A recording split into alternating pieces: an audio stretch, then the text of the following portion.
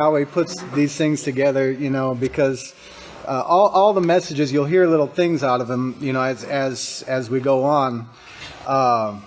What I wanted to talk about is a subject. It's called a continuous load path. A continuous load path. And we're going to explain that here in a little bit. But remember, Yahweh is going to convince the heavens and the earth that mankind is fit to rule the universe. And he's doing this through his plan, which is the completion of this house. Now, I've wanted to, for a long time, show how the structure of a house actually works. Because there's so much in the scriptures that are speaking on this subject. And I know, if you don't deal with this very often, that there's certain things that are said and you really don't get the picture of it. So, speaking of seeing and believing, I brought pictures to show to show this, and I think maybe we will see and understand together just how awesome this is that Yahweh is building this house, a house that is not able to be moved, a house with a very sure, rock solid foundation that can in no way be moved. So in building, there's a term that describes the different pressures that are applied to each member of the house, and it's called a load. So if you go ahead and just turn with me to Matthew 11, and we'll be looking on page 738.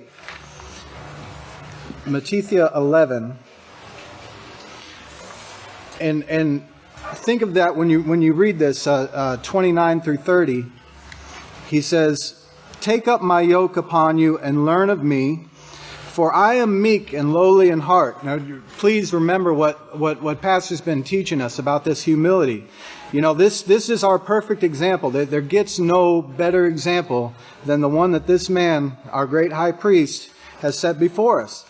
That humility is absolutely essential to make the connection that we need to make here. And you will find rest for your souls. And then in verse 30, notice he says, "For my yoke, the law of Yahweh, is easy. And my burden," that is the load that must be carried, "is light." Now, we're going to show how it's light, because this burden on any one particular member, that member would fail. All right? The house works together as one solid structure when a load is applied to it. So each member is rated to carry, it should be able to carry a certain load, but a house needs a continuous load path to be able to withstand extreme wind pressure that is placed against it. So I got some drawings here to explain that. I don't know if you can see. Yeah, okay, great. So the little red squigglies, those would represent wind. All right, so wind is pushing against the house, and you see how each member, the blue outline, lines are directions in which that those members might be swayed back and forth in a windstorm.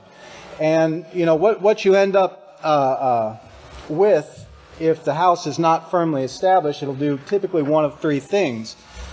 Where you'll get an uplift, where you'll lose the roof because this connection fails.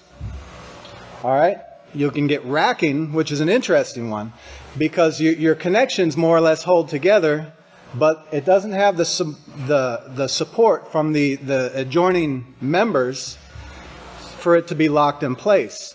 And then over here you have this shear where the entire house is pushed off the foundation, and that takes place during a large windstorm. So we're going to go over what that means in the scriptures. Now remember, each building project starts with a plan. This plan, we're the finishing part of this plan that the whole earth was created for. When you look at the earth that we're standing on, and the beautiful creatures like you saw earlier, and all the detail that Yahweh's gone into to creating each and every little thing, understand that that's for us. The whole thing was done for us to bring about this house that Yahweh shows will have a remarkable position here in His universe. But now remember, every building starts with a plan. So we're going to turn to Matthew 16:18.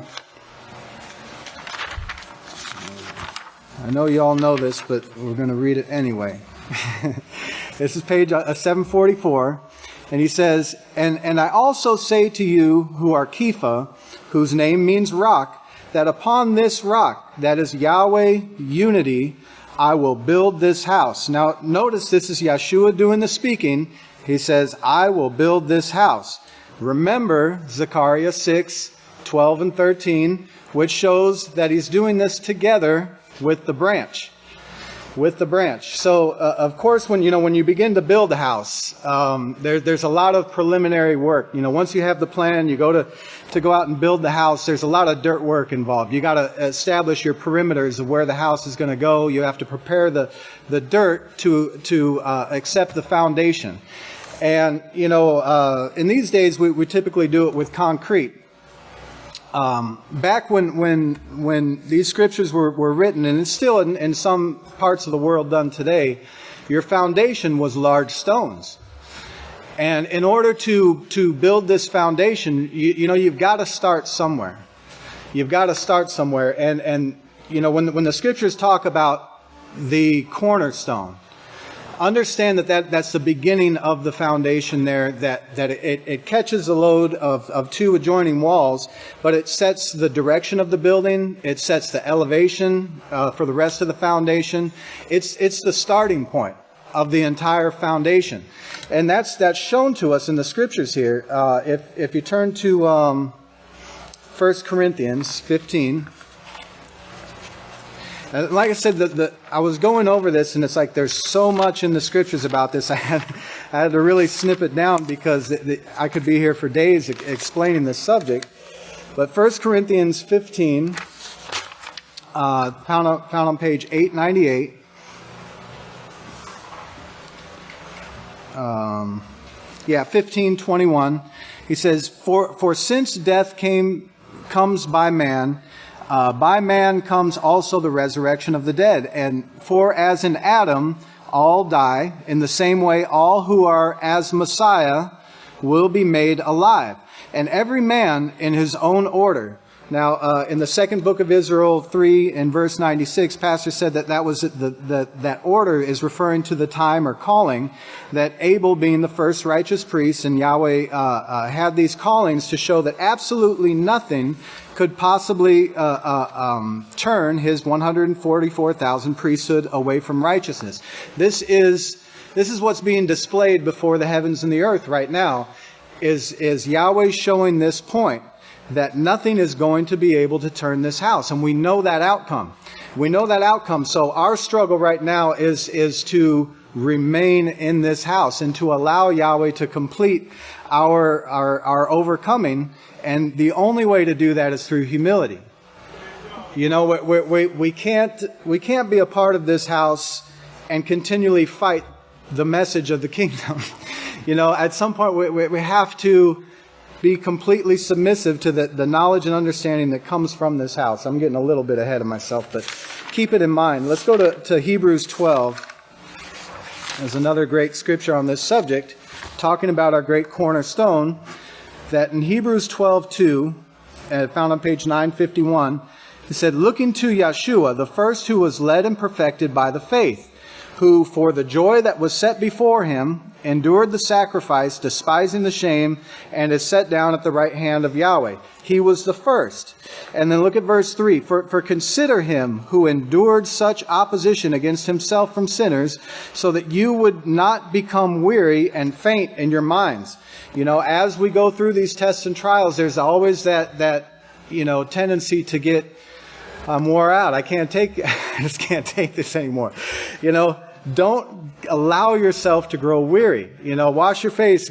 Start again. Make this moment your new day, and say, whatever took place, it took place. I can't fix that, but from here on, I'm going to give this my all, because this is something this is an investment that you're never going to regret putting your effort into.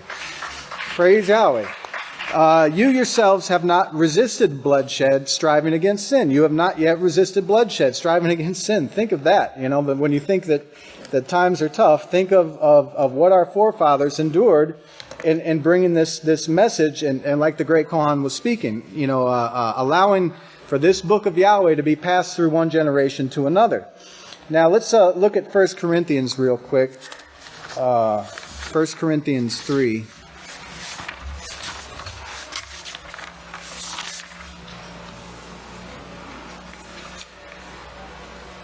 And we can go ahead and start at verse 9. He says, "For we are the laborers together of Yahweh, and you are the tillage of Yahweh, the house of Yahweh. And according to the mercy that Yahweh has given to me as a wise chief architect, I have laid the foundation, and another builds upon it." And of course, but let every man be careful how he builds on it, for no other foundation can anyone lay than that which has already been laid. What Pastor has done is shown us this foundation. We didn't understand, we didn't know any of this before we came here. You got to get that out of your mind. Like, well, I knew this, and no, you didn't know anything. Just stop. We came here as dumb as a skunk, and you know what? That's fine. We were humble enough for Yahweh to keep us here all this time and to teach us.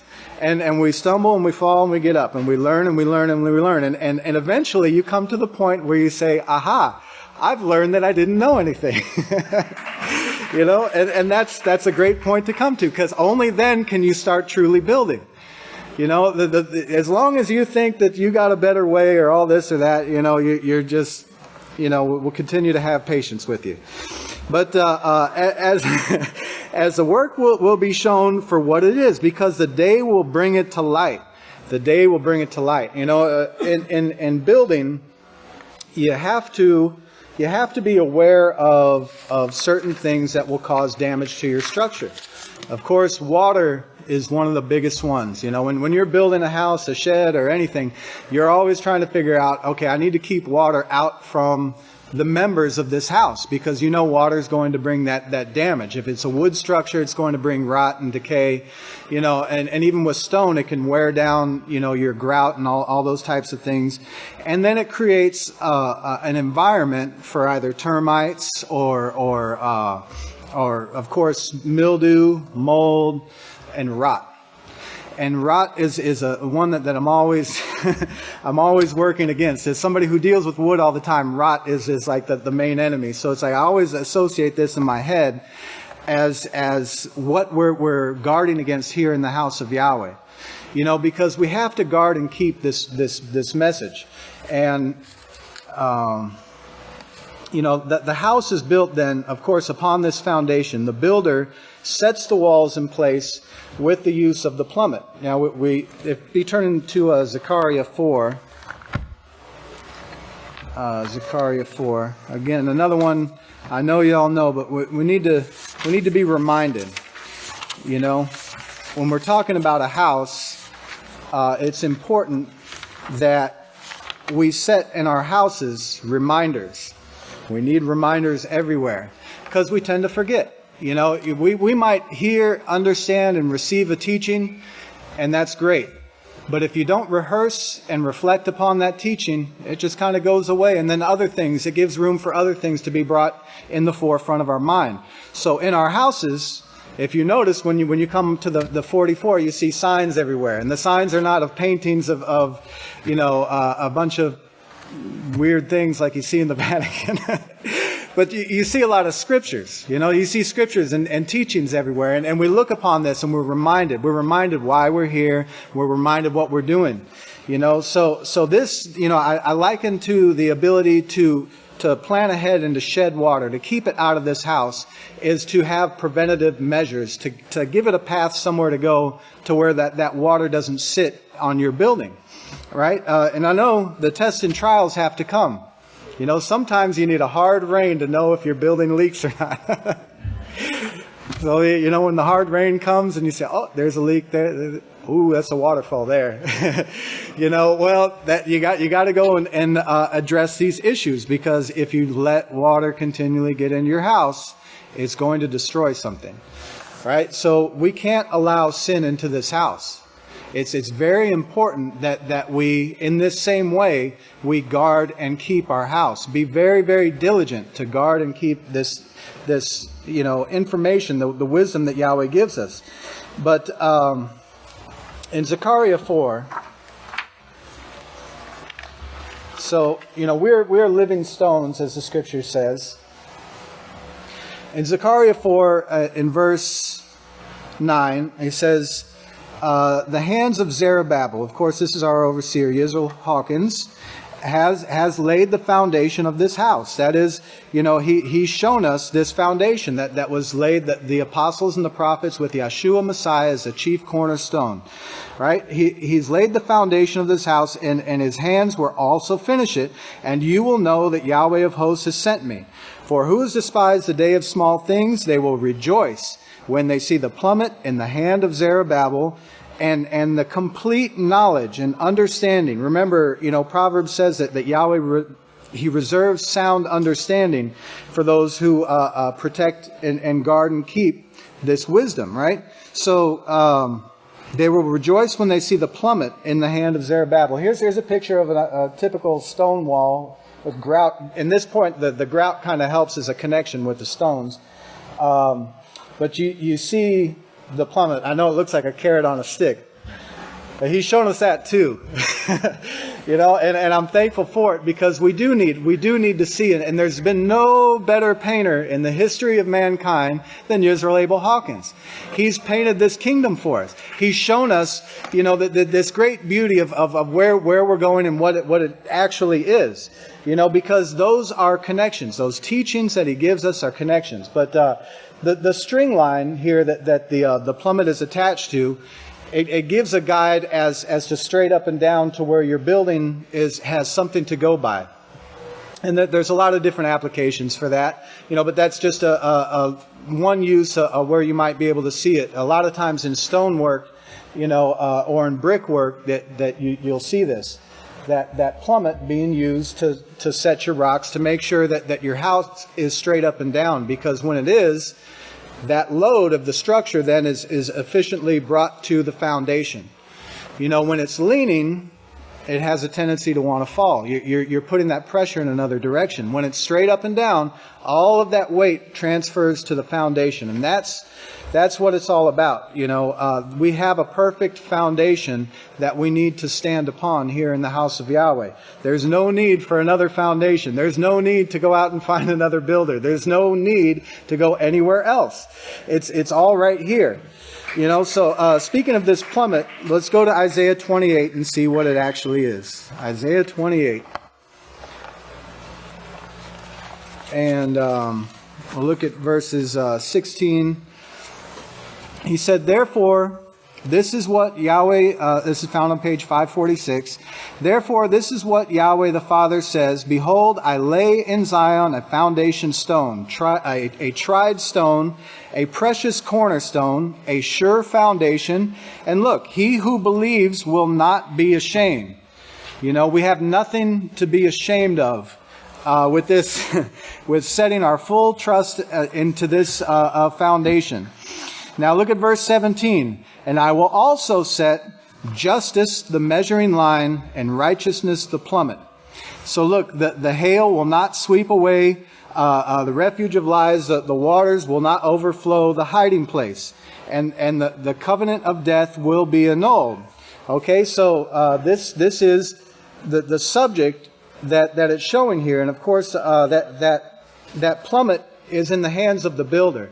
So after the foundation is laid, that plummet is used continuously throughout the building process to set different members of the house and to make sure, and then to double check.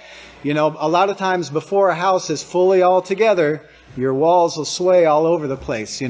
Somebody bumps into this and you had it all perfectly straight, but then something took place. So the builder has to continuously go back and double check and to double check. And I look at that, a lot of the same way that we are. And that it takes a long time before, we really see the results of the work that's done. Pastor's building this house with people. And people are a very finicky product. You know, I know what to expect out of wood. I know what to expect out of rocks, you know, but people are unpredictable sometimes.